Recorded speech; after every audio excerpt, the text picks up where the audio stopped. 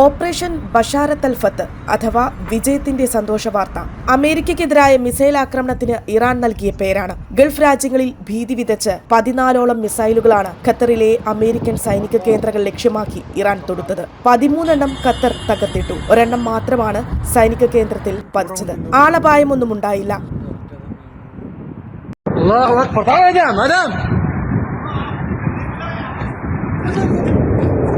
അപ്രതീക്ഷിതമായ അക്രമം പൊതുജനങ്ങളെ അല്പനേരത്തേക്കെങ്കിലും പരിഭ്രാന്തരാക്കി.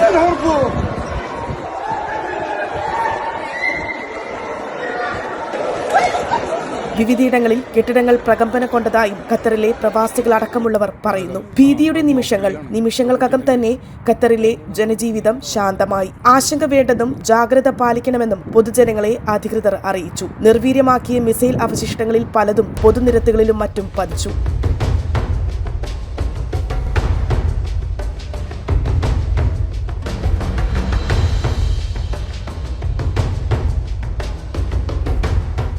ഇറാന്റെ നടപടിയോടെ ഗൾഫ് രാജ്യങ്ങളിലെ വ്യോമഗതാഗതം താറുമാറായി. എയർ സ്പേസ് താൽക്കാലികമായി അടച്ചിട്ടു. നിരവധി വിമാന സർവീസുകൾ റദ്ദാക്കി. അതേസമയം ഇറാഖിലും അമേരിക്കൻ സൈനിക കേന്ദ്രങ്ങളിൽ ഇറാന്റെ അക്രമമുണ്ടായി. ഇറാന്റെ നടപടി അമേരിക്കയ്ക്കെതിരാണെങ്കിലും ഖത്തറിന്റെ പരമാധികാരത്തിന് നേരായ നഗ്നമായ ലംഘനമാണെന്നും ഖത്തർ വിദേശകാര്യ മന്ത്രാലയം. എന്നാൽ ഖത്തർ സഹോദര രാഷ്ട്രമാണെന്നും അമേരിക്കയാണ് ലക്ഷ്യമെന്നും ഗൾഫ് രാജ്യങ്ങൾ സുരക്ഷിതമാണെന്നും ഇറാൻ. നിമിഷങ്ങൾക്കകം ഗൾഫ് രാജ്യങ്ങളിലെ വ്യോമപാതകൾ തുറന്നു. രാത്രി വൈകിയും അമേരിക്കൻ സമയം ഉച്ചയോടെയും ഖത്തർ ഉൾപ്പെടെ ഇടപെട്ട നീണ്ട മധ്യസ്ഥ ചർച്ചകൾക്കൊടുവിൽ വെടിനിർത്തൽ നിലവിൽ വന്നു. ട്രംപിന്റെ പ്രഖ്യാപനത്തിന് ശേഷം ആക്രമണങ്ങൾ റിപ്പോർട്ട് ചെയ്തെങ്കിലും പരസ്പര ധാരണയോടെ ഇരു രാജ്യങ്ങളും വെടിനിർത്തൽ പ്രഖ്യാപിച്ചു.